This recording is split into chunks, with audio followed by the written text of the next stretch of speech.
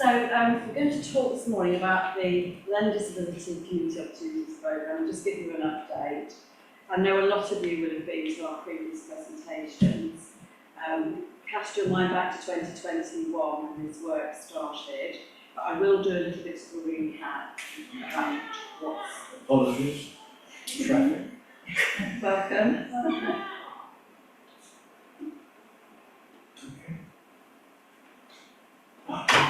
Okay, so just to introduce myself, I'm Jill Moore, I'm the head of the Integrated Learning Disability Service, which also includes transition. So, the Community Opportunities Programme, next slide please, thank you. So what we're trying to do is to develop a new model for delivering opportunities in the community for people with learning disabilities and autism. That's people within Merton. We want to improve and modernise our existing services and increase the options for services for young people in transition, which are people in the community. So I'll just run through. Morning.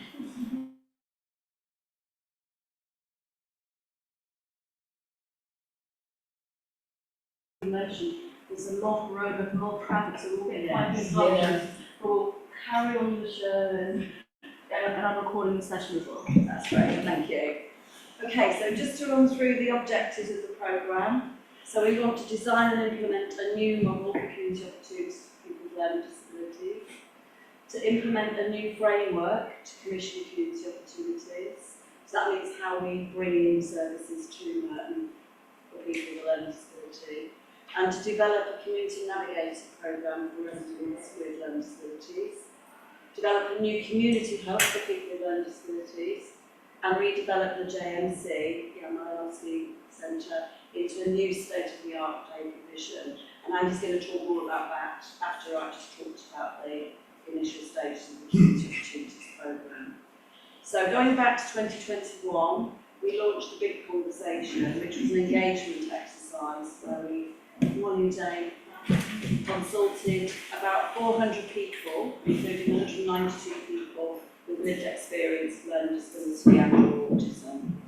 And then we set up a stakeholder reference group and we continue to meet regularly to guide the programme so that your representatives are fully engaged with us in designing the Community Opportunities Programme as a whole. And a couple of people here are representatives on the stakeholders group. So Jane, George and Sally have all been members of the stakeholder reference group. Good morning. Okay, next slide. So the framework launched in April 2024. So I'll just tell you about the framework.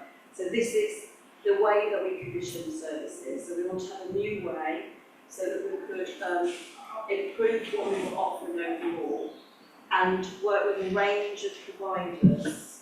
But through our tender process, we wanted to be able to make sure that we got certain standards that people deliver upon, quality, and that we could be assured by all of those providers that they would work in a particular way that we wanted. That was all set out in the framework.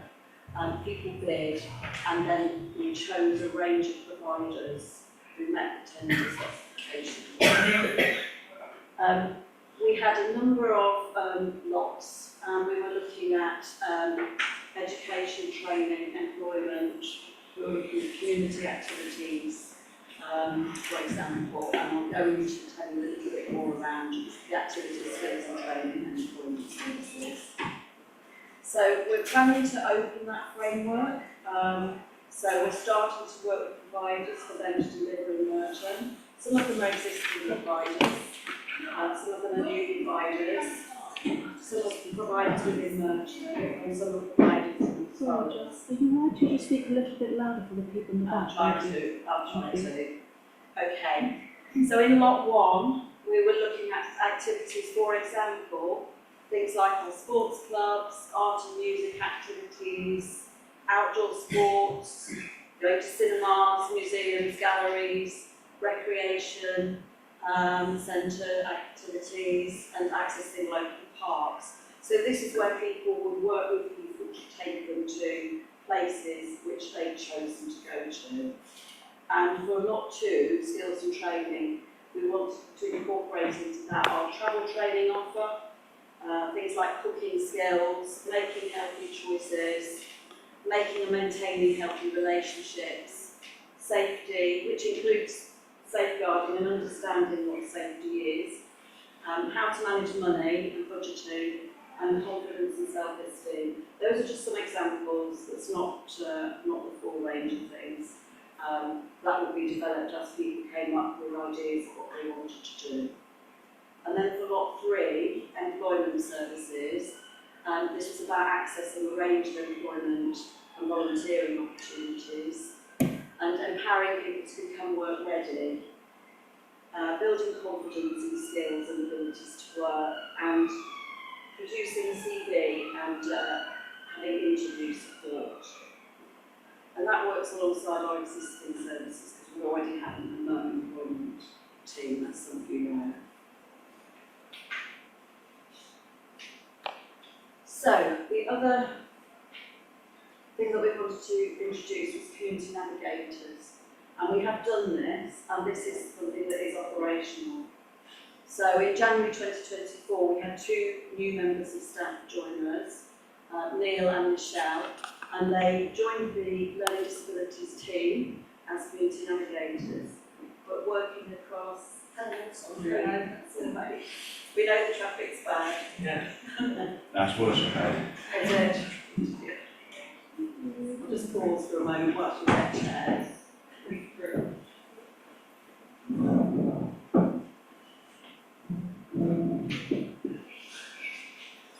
Okay, so Neil and Michelle, new roles, and they worked across our day services and also in the community. Some of you will have met them. Fantastic. Great, thank you. That's what we want to hear. And they are fantastic actually, they've done a lot of really good work. Very, very good. So we set up an initial pilot last year, and now come to the end of that pilot, and we've slightly changed the way that Michelle and Neil are working, in that as well as working with the learning disability team, they're also working 2 days here at the day services, but not as day service workers, they're actually working with people, looking at activities, what they're doing, what they want to do, thinking with them about new choices. So what they've been doing, they've been working with residents and identifying with people, new opportunities, talking to them about new things they'd like to do, and sometimes that's been after a referral from someone else in the team, one of the nurses or a social worker, for example. But sometimes it's just been by people here saying, you know, I'm coming here 3 days a week, I'd really like to do something else in one of those days. And then they'll sit down, talk to them, think about all the options, contact places that might be able to offer something. So if they say, I want to learn cooking, they would potentially look at where they can find an activity that involves cooking or where they can learn cooking. They took quite a lot of referrals in the first year, so they had 52 referrals in the first 6 months. They worked with quite a lot of individuals.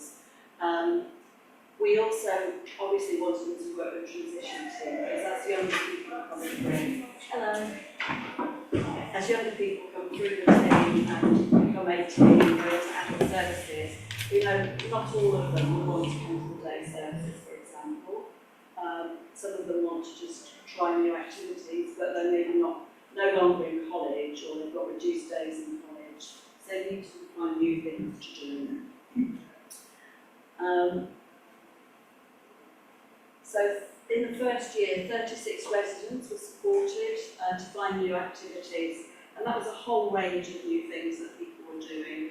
And it included things within, you know, the community generally, and also specialist activities run by learning disability providers. And they've also given quite a lot of information and advice to people, and they've supported people within the day service team and within the learning disability team with information about activities. And they've built a very big resource bank, which has been really helpful for everybody. So when we get to questions, we can maybe ask a little bit more about that, and maybe give a few examples of where it's been helpful. Next slide, please. So, there we are. So you can see them at the theatre, so they're at Portdrop Theatre. And just some of the examples then of things that people have chosen to do. So, going to 8B company, a lot of you here will know 8B from learning and wellbeing. There are Sutton community dance sessions that people have been introduced to, and some people they've gone to the session, for instance, with a community navigator, but then they felt able to learn the route and to go there independently and carry on with that activity without community navigators. We've had some supported learning opportunities, and we've used Workshop 305, and we've got one person volunteering at the Hog Theatre, so they have a job there, a volunteer job, and using Love for Life for people to connect with other people. They have a feedback form, so we've had quite a lot of good information, been able to evaluate the service as well. I won't say any more about that, but just there's a couple of nice quotes there, so people saying that it's really a useful service for them. Okay, so that's community navigations. And then day service reviews. So, as part of this programme, right from the start, we introduced 2 social workers who specifically undertook the day service reviews. So they work with people in 3 day services, and they work alongside our colleagues in the day services staff and managers, to arrange reviews for people, so that they can be really clear that people's needs from the cohort that attend are being met in the right way. And it also allows them an opportunity with their family and other people involved to just explore whether they're doing all the things that they want to do. So again, that example of maybe they've got 3 days at Leighton Road, but they might be really interested in something else, and they've not had the opportunity to do it at Leighton Road, so they might want to go horse riding or something. So then we can introduce that as part of their care plan, and ask the community navigators to work with them to find that resource and put that in place. So since April 2024, 121 reviews of residents attending day services have been completed, and that's mainly been by the 2 dedicated social workers. And most of the reviews are actually held in the day service, so we can reach everybody. We have a group that meets every 3 weeks, which includes Andy and myself, which goes through with the day service managers and the team managers the people that are in day service, so that we know we've picked up the reviews, we can pick up if there's anybody had a change, if there's any emergencies, someone people feel a bit concerned about, and then we will ask the reviewing social workers to meet with them. Anybody who's not had a review in the last 12 months is prioritised as well. So, yeah, the senior review social worker supervises the community navigators. So we've really got a sort of a circle and got a good system, a loop. That's good. Now, alongside this, I should just say we've got very good day services, and a lot of people are very happy with day service. So when we review people, it isn't that they have to choose to do other things. It may well be that they're simply happy here, happy at JNC, and want to continue. And as long as there's nothing else in their life that we need to give any support with, then that's absolutely fine. Okay, next slide. So community hubs. So another objective of the programme is to establish a community hub. And we think we will probably do this first at Leighton Road. So Leighton Road is the newer of the buildings and is therefore a good choice. JMC obviously is for redevelopment, so it's not the right place. And also it is a much older building. So what does a community hub mean? It means a place where people can come. They can come as they always have done for a day, but they can also come and they can join new activities on a sessional basis. So we're hoping that if the community hub, we would have an expanded offer for people.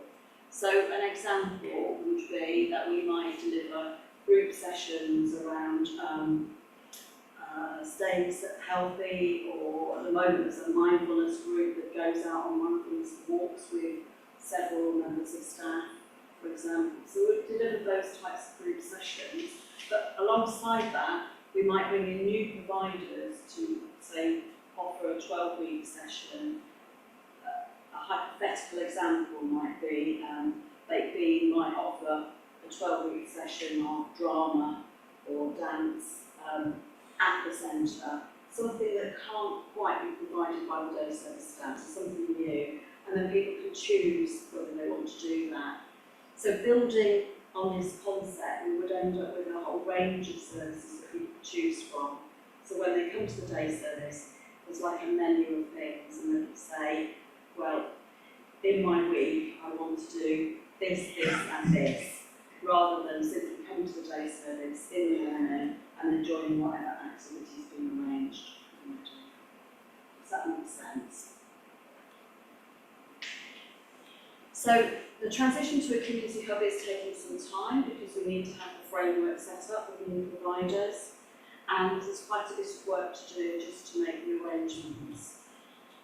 But to make sure that we were really right in thinking this was a good idea, we did some engagement sessions last year in November with providers, yourselves as Adults First, Kids First, and other carers, and also with people that attend these services themselves.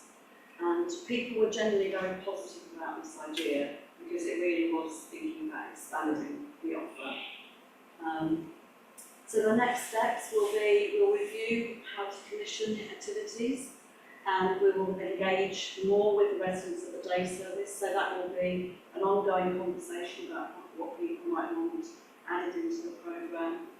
And we will be providing free trials with the providers that have come onto the framework, so people can test out, actually, is that really something that I want to do? So they agreed that they would do that for us. And then we will put in place the activities at community. One of the reasons that we've been a little bit slow in getting the framework up and running is we've had several changes in commissioning director, and we've now got a new commissioning director who will support us with really operationalising this now. We have an intention also to go out again to re-tender for more providers. The first time we tendered, we had quite a high bar in terms of the overall capital for organisation, and we want to be able to engage with some of the smaller community organisations so that they can come into the overall offer as well. Okay, so I'm going to hand over to Andy now to talk about the JMC redesign. Thank you. Okay, just to say, those of you who arrived late, did you want to take a minute to get a drink before I make my start?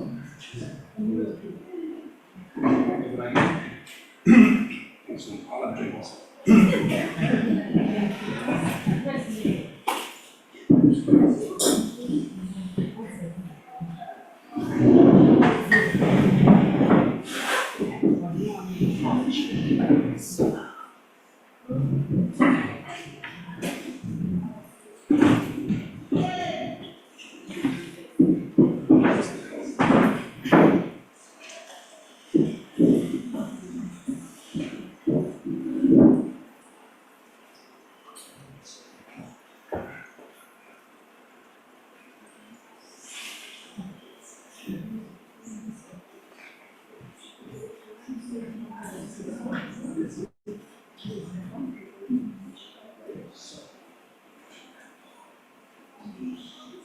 Okay.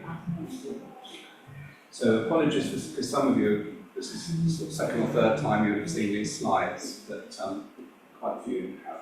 So this is the JMC, and I think a lot of people here, if they don't know it personally, would have heard about the JMC over the years.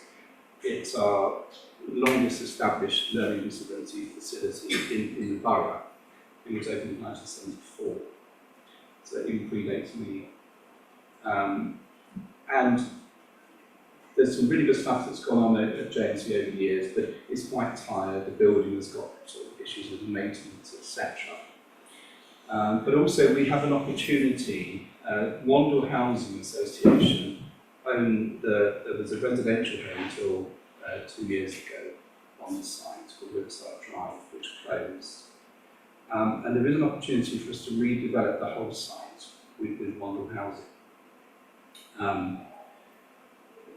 So at the moment, the JMC runs with, there's a service for people who've got moderate to severe learning disabilities in one part, which is divided into 3, although people do move around between the different sections.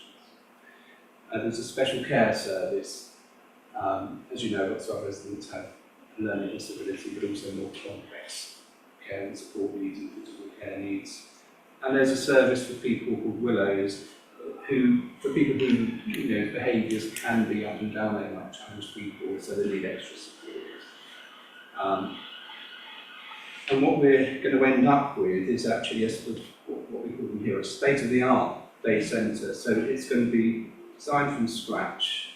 We've done some basic designs, which you'll see in a minute, but as time goes by and the building work actually starts, we will be asking people who use the service and carers such as yourself to get involved with suggestions for the design, the internal design of the building.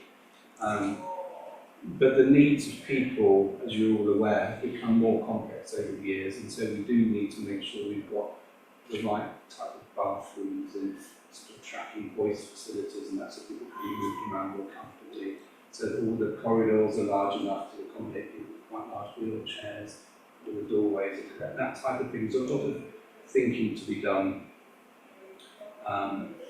space for therapies, etc.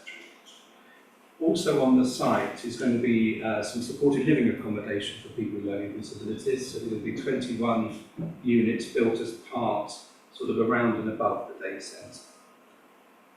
And then on the other side of the site will be some 60 general needs housing units. So this is social housing that the borough needs. Like all local authorities, we've got a huge waiting list for people needing housing, and this will go some way to addressing some of that need. So it's going to be a mixture of shared ownership and social rent. Okay, move on. So we started the engagement process. I've been keeping staff involved quite a lot. We had a formal meeting back in February, and then on the 3rd of March we had an open afternoon and we had different sessions of people coming in, carers coming and going. And I was able to explain what we're doing. We had people from Wandle Housing there. We also had the architect there as well. So it's quite helpful, and the session was co-chaired with Councillor Peter McCabe, who, as well as being our lead for adult social care and a cabinet member, he is actually the local councillor for that site, so he's very involved with this. So I went through these slides with people, talking about the timescales, etc. So this, like all large projects, we've all been through this before. We'd hoped to start doing it 2 years ago, then it was going to be last year, and now it's finally starting this year. We're at the stage now where we're just waiting to get the final legal documentation signed off between us and Wandle Housing. So we're now looking to close the centre in April next year, 2026. Now, one of the things that people are most interested in, obviously, is, well, if your son or daughter attends JNC or the person you care for, what's going to happen to them when the centre closes down? So there's lots of conversations about that. What we're going to do is there will be spaces here for people who currently attend JNC. There will be spaces at All Saints Centre. And we're fairly sure that the group of people with the more challenging behaviours, we're going to find a different base for them. They can still come here for sessions, but we're going to have a different base, because that is a group of people who we feel will operate better that way. So I've spoken about the supported living accommodation. we run across the borough. I'm responsible for 5 supported living units, and they run really well, and there is a demand for more. The council will still invest in residential care because some people need that extra level of support to get residential care, but increasingly people are moving towards supported living as their choice of accommodation. We can move on to thank you. So, obviously I can stand and talk to groups of people like yourselves and you'll understand hopefully all of it or most of it, but that will still be an ongoing process. I'll be meeting at time. When we're talking to the people who use the service, you don't need me to tell you, it's a very, very different exercise.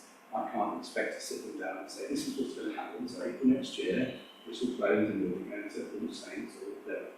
So we're doing it on an ongoing basis. It's difficult to know. You don't want to start it too early because you can unsettle people. But at the same time, people have the right to know what's happening.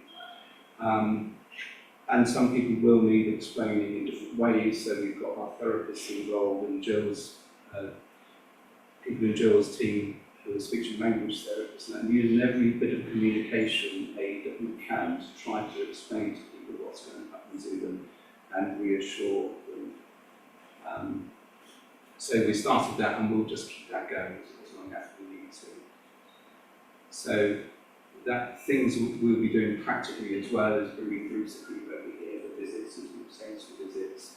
We already have a lot of interplay between the sessions, so people attend parties and discos and that type of thing. If there's spring fates, we take people to the different services.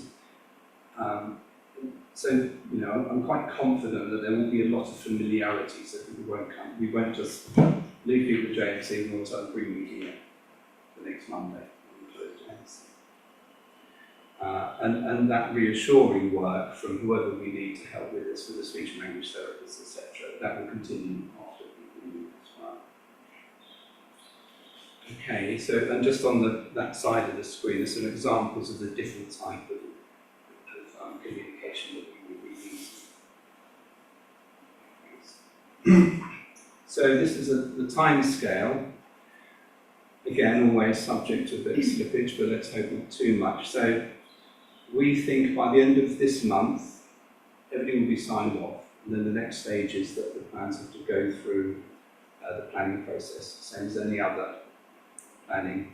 So although it's a local authority development, we can still have to go through the proper planning process. Now, that could be as little as 6 months. Realistically, we've been advised that we have to build in 9 to 12 months, because if there's any objections or clarifications or anything like that, this will all stall the process. So hopefully it will be before 12 months, but at the end of the planning stage, when everything's signed off, hopefully agreed, go ahead. The next process is commissioning the design and build partner. So we've had an architect develop the initial plans, but then taking it on to the next stage, the final plans and the actual construction companies. That apparently would take up to 6 months, and then finally the building works will commence.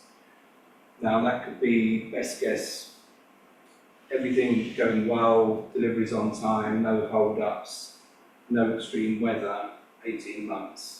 The factory in slippage for all those issues and saying 24 months, 2 years. So the new day centre will open 2028, 2029. All being well, 2028. But as I keep saying, we've all been involved in large projects, and you hear every day on the news of all these different projects which have got over budget and over time. So it's very much fingers crossed. So this isn't going to happen tomorrow, but we have to look forward. So we're going to carry on the engagement events with stakeholders, including groups like yourselves, and as I said, obviously with all of our people who use the service. We'll continue to review everybody using our services, coming into the services, working with the community navigators. More detailed plans as we get nearer the time for the temporary relocation of the residents and staff. And this is, where you can go to Lake and Road and All Saints. Okay. So the next step's really just summing up what Jill and I have been talking about. So the Community Opportunities Framework, which once it starts will just be part of the way we work, or we call business as usual. The navigators are embedded. And the community navigators, it's an idea we have used in the past. Some of you will remember the happy days back in the early 2000s and their valuing people, and the government actually discovered people with learning disabilities and put quite a lot of money into our services. And it was a really great time when we were doing lots of things. We had college leavers groups here, we had community development officers, as we called them then. So it's not a new idea, but it is a really good idea, and it's something that we will expand, so more of our staff will be doing this. As we have more groups involved in the borough offering different things, or offering things that we sort of do but perhaps can't do to the best standard, if you like. Some of my staff will be doing more of the exploring, going out what's out there, and also more importantly, because I guess a lot of carers, what often comes up is the obvious questions. Well, you can have all these nice things in the community, how are people going to get there? Who's going to take them? Who's going to pick them up? Who's going to support them? And it's a very valid question, because if we don't get that bit right, you can have all the wonderful things under the sun, but if people can't get there, then and I've seen that in other London boroughs where that mission but don't sort out actually things like transport. So it's a track we're going to work with, going steadily to avoid that. But the reviews will continue, and the community hubs. And again, we sort of started that because this morning I think there's a group from Adobe down here that they're not people who use our day services, but they come here to use the kitchen, to cook free, that sort of thing. We have different community groups who use not so much JMC because geographically it's not so easy to get to, but this building here is used 7 days a week. It's used in the evenings, used at the weekends. All Saints also has different community groups that use it. So it's just building on that model of making each building worthwhile, full of life sort of thing is the idea. Economically it's very good if we've got people paying rent to be here and that type of thing. From a security point of view, it's great. The building is used every day. When I first started doing this work, you close the building up on 4 o'clock on Friday and open it up again on Monday morning. It was empty all weekend. Since we've started running them more across the weekend, we there's a touch of wood here, but we haven't had burglaries, break-ins, or vandalism. So there are lots of positives for making the most of the buildings that we've got. And so JMC redesign we just spoke about. Okay. So now, any questions?